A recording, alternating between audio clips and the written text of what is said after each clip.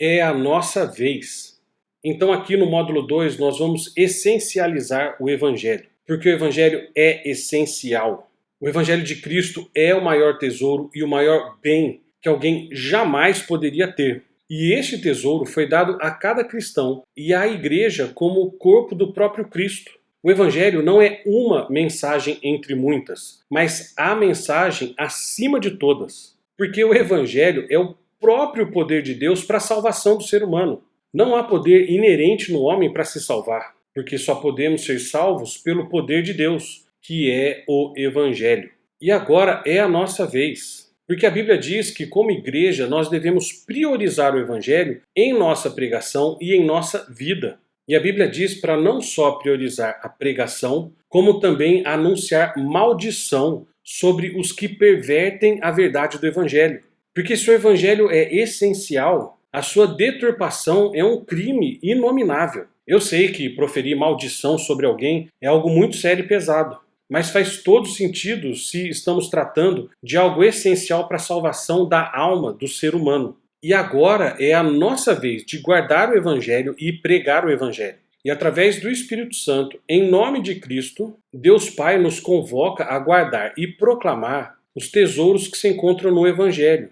E que fique bem claro, se o Evangelho deve ser guardado e pregado de forma íntegra, tendo uma maldição divina pairando sobre quem o deturpa, é óbvio que ele não pertence aos iniciantes ou catecúmenos, como muitos crentes fazem parecer. Pelo contrário, todos os verdadeiros cristãos devem estudar o Evangelho sempre. Todo cristão deve buscar entender as verdades do Evangelho, todos os cristãos devem proteger o conteúdo do Evangelho e todos os cristãos devem pregar em todo tempo, com toda longanimidade e doutrina. E a Bíblia garante que dessa forma salvaremos tanto a nós mesmos como aos nossos ouvintes. Ai de nós se não pregarmos o Evangelho, porque o Evangelho são as boas novas. Algumas pessoas acham que pregam o Evangelho através das 4 leis espirituais ou do livrinho 100 palavras. Mas o Evangelho não é Evangelho se faltar a Bíblia, como revelação especial de Deus, que traz todas as informações sobre o Evangelho de Cristo.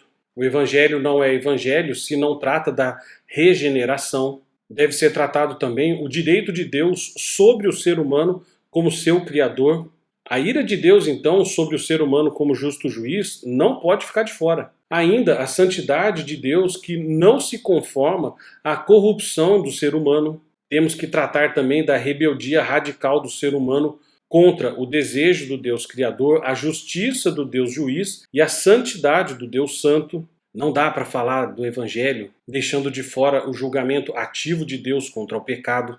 E se não falarmos dos 2 aspectos do pecado, então, a culpa e corrupção, nunca que as pessoas vão achar que precisam do Evangelho. E mais, para falar do Evangelho, eu preciso falar da idolatria humana, quando se coloca como seu próprio Deus e deixa Deus de lado. Eu tenho que falar também da expiação pelo sangue. Acho que já acabou? De forma alguma. Ainda tenho que falar do amor de Deus em Cristo Jesus, através da fé, na regeneração, propiciação, substituição, redenção, justificação, santificação e glorificação. Puxa, pastor, quanta coisa! Não acabou ainda. Temos que tratar da justificação pela fé, a verdadeira conversão através do arrependimento para a adoção e comunhão. Também devemos tratar da transformação e a mudança de vida prometida por Deus através da santificação. E para arrematar por último, o que a gente falou em primeiro, a base bíblica para ter toda essa certeza. E veja bem, isso é um resumo bem resumido de tudo que Deus fala através de sua palavra sobre criação, queda e redenção.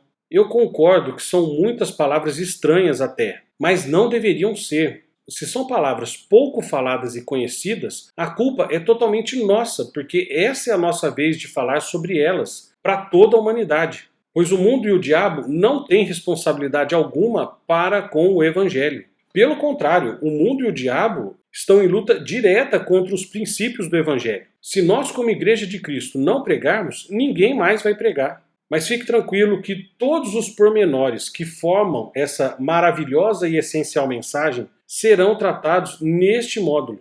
E serão tratados neste módulo justamente para que nós estejamos prontos a dar razão da nossa esperança e para que mais pessoas sejam salvas pelo poder de Deus, o Evangelho. Talvez este seja o maior crime cometido pela presente geração de cristãos. a negligência e a imperícia quanto ao Evangelho. Eu sei. Tratar de todos os aspectos do Evangelho não é algo agradável. Afinal, só a necessidade do Evangelho já mostra que existem más notícias. A existência do Evangelho prova o quanto o ser humano está longe de Deus. Afinal, o Evangelho afirma que precisamos de propiciação, substituição, redenção e reconciliação. Porque, de fato, o Evangelho é confronto, que exige mansidão e humilhação tanto de quem ouve, mas principalmente de quem fala, de quem prega. E é por isso que muita igreja reduz a mensagem do Evangelho a algumas afirmações de dogmas, a 4 leis espirituais, a uma mera decisão humana, como a famosa oração do pecador. Reduz o Evangelho a promessas de bênçãos que atendam aos desejos dos olhos e da carne. Também reduz o Evangelho a uma barganha, apontando Deus como um negociante da fé. Ou então, o Evangelho vira só uma exigência humana, apontando Deus como um saque, um sistema de atendimento ao consumidor.